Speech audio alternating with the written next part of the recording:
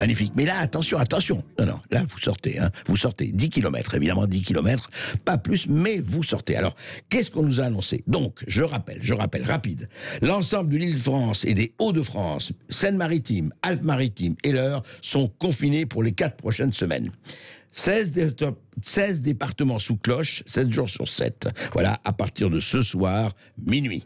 Le couvre-feu assoupli dans le reste de la France, il débutera à 19h au lieu de 18h. Donc les rassemblements se feront également, mais un peu étalés. Vaccination AstraZeneca à reprendre, déplacements interrégionaux interdits.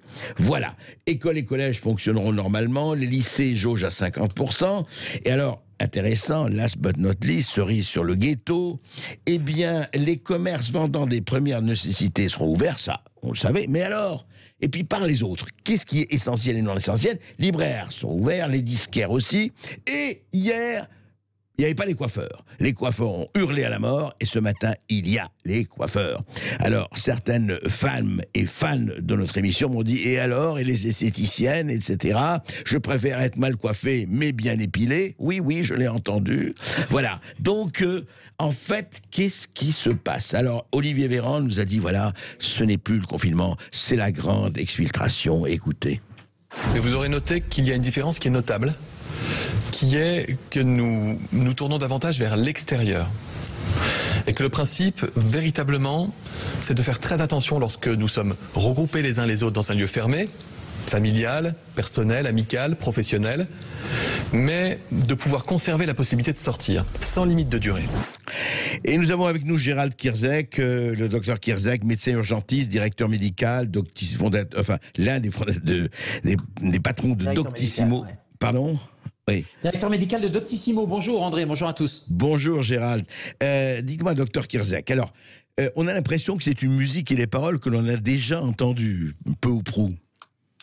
Ah ben, on a l'impression que rien n'a changé, qu'on est toujours face à un virus tueur mystérieux chinois, que c'était il y a un an, alors qu'on voit bien que la situation a quand même grandement évolué, que les problèmes, on les connaît. Alors c'est sûr que c'est plus une maladie de l'intérieur que de l'extérieur, ça c'est clair. Mais alors pourquoi mettre tout le monde à l'intérieur, confiné en télétravail et assigné à résidence? Parce que finalement l'histoire des 10 km là autour de la résidence, c'est une promesse de 10 km, mais c'est une assignation à résidence. Ouais.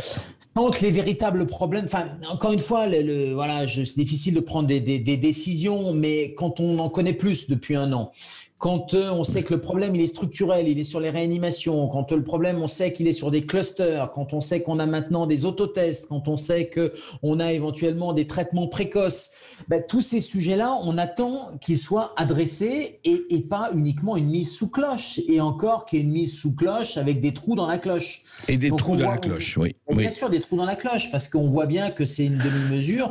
Moi, j'ai envie de dire, c'est soit trop, soit trop peu.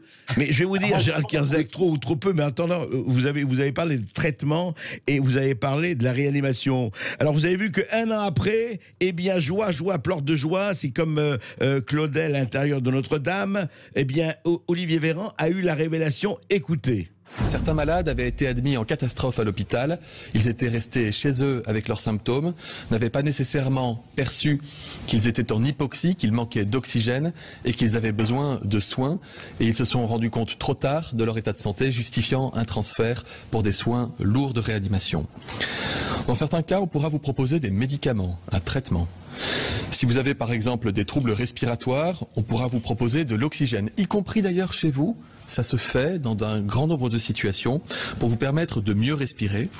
On pourra également vous prescrire des traitements dans certaines indications précises, telles que des anticoagulants pour éviter les risques de thrombose, des antibiotiques. Joie, pleurs de... Miracolo. Vous rappelez quand même, et vous le savez mieux que personne, docteur Kierzek, qu'on ne parlait plus du traitement. Au bout d'un an, il découvre les traitements. C'est quand même assez extraordinaire, ça. Fait quasiment un an que les médecins généralistes, d'ailleurs certains se sont retrouvés au Conseil de l'Ordre. Moi, je voudrais tirer mon chapeau à Jean-Jacques Herbstein, notamment dans l'Est, qui a même écrit un bouquin en disant on ne laissera pas mourir nos patients. Et donc, du coup, ils mettaient des anticoagulants, ils mettaient des antibiotiques. Donc, oui, bien sûr qu'il y a un traitement précoce. Le problème, c'est que c'est des injonctions paradoxales, parce que quand j'entends le ministre Véran dire il y a des traitements, on pourra vous proposer, c'est pas on pourra, c'est on vous proposera, et c'est pas on vous proposera, c'est on vous mettra sous oxygène, déjà. Mais c'est assez paradoxal parce qu'on a un discours très anxiogène où on a l'impression, et franchement le ministre, à chacune de ses allocutions, donne l'impression que l'AREA déborde, que les gens meurent sur les trottoirs, qu'on ne peut pas accueillir de monde. Et là, on dit aux gens, finalement, non, on va pouvoir vous soigner. Mais c'est ce message qu'il faut donner aux gens, c'est on va vous soigner, l'hôpital, venez-y quand il y a besoin, que ce soit pour un problème physique ou un problème psychologique. Mais il y a des traitements avant, voilà.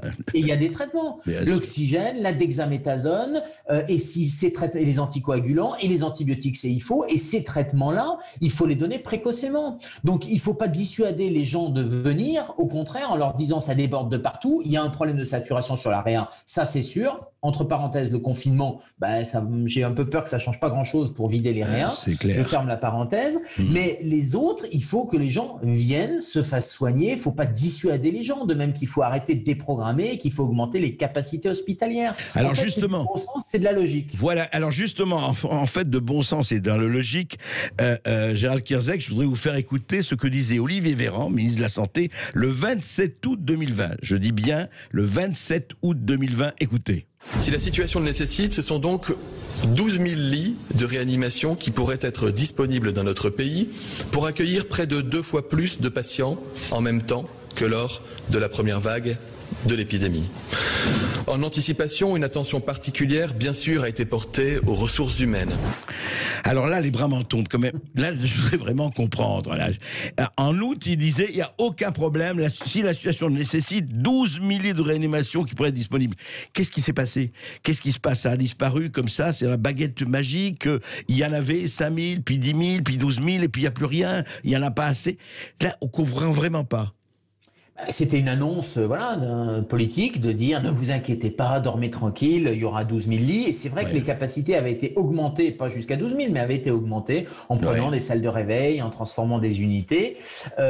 Sauf que on attend, parce qu'effectivement, 5 000 lits actuellement, on nous dit que c'est saturé. Oui, c'est saturé, mais si la situation le nécessite, elle le nécessite, non? Parce que plutôt que d'enfermer tout le monde, on pourrait se dire que ça serait bien de donner un peu d'oxygène, sans mauvais jeu de mots, à la réanimation. Alors, le problème quand même qui se pose depuis mars dernier, mars 2020, c'est qu'entre mars 2020 et mars 2021, beaucoup de gens se sont barrés.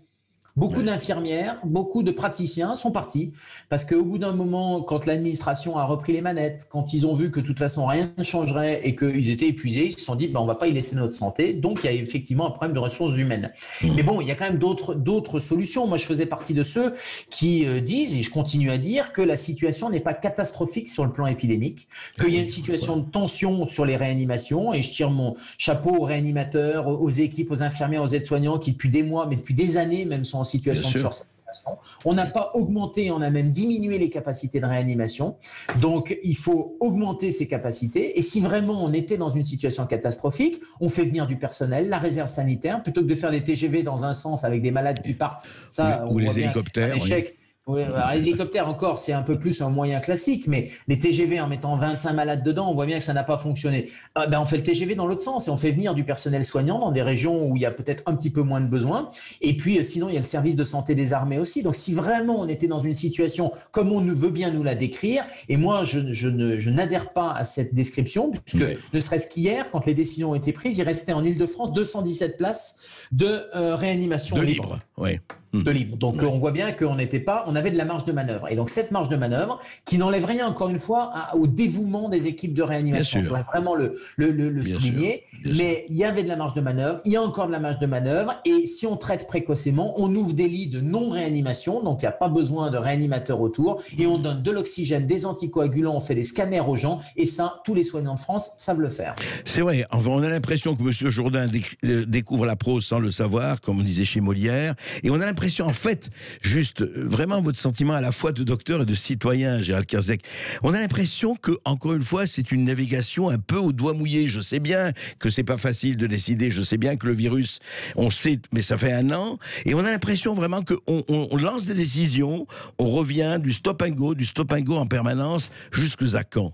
Mais on est dans du stop and go, c'est-à-dire si on met sous cloche, et alors les enfermistes, je déteste ce test-là, mais enfin ce mot-là, mais les gens qui disaient il faut enfermer tout le monde, etc., même eux, regardez ce matin, ne sont pas contents parce qu'ils disent il faut aller plus loin. Donc moi, mon inquiétude, c'est que les deux problèmes majeurs qui permettraient de sortir de la crise et d'éviter le stop and go, parce que là on est dans du stop and go, les deux problèmes majeurs, c'est les capacités hospitalières de réanimation, mais pas seulement. Ce sujet-là n'a pas été réglé, n'est pas en passe de l'être, voire il s'aggrave. Et le deuxième sujet, c'est qu'on sait que c'est une maladie avec des clusters. Actuellement, il y a une contamination nosocomiale extrêmement importante, c'est-à-dire que des gens viennent à l'hôpital et ça devient un cluster, de même que certaines entreprises, de même que des facultés, les lycées, les collèges, on sait qu'il y a des contaminations. Qu'est-ce qu'on fait pour empêcher ces clusters? Qu'est-ce qu'on fait de manière préventive pour aller faire des tests? Et moi, la logique, ça serait d'inonder de tests rapides pour pouvoir repérer et isoler les gens qui sont asymptomatiques. Est-ce qu'on le fait? Non, on le fait pas. Donc, ni du côté de vider les réa en augmentant les capacités, on fait rien, ni du côté de prévention des clusters, on fait rien non plus. Oui, c'est cette espèce d'inaction vraiment qui pèse et qui nous pèse beaucoup. Merci de vos éclaircissements, Dr Kierzek. Je rappelle, Dr Kierzek, médecin urgentiste et directeur médical de Doctissimo et évidemment chroniqueur santé aussi. Merci pour tout. On se retrouve dans quelques instants.